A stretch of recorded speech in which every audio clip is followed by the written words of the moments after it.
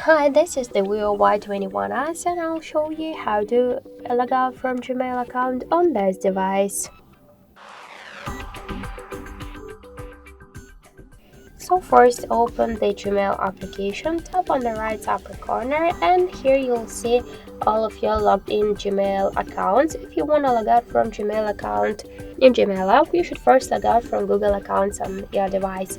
So tap to manage accounts on this device, tap to your account, click to remove account and confirm your action. Are you sure? Tap to OK. If you use some protect methods, enter them.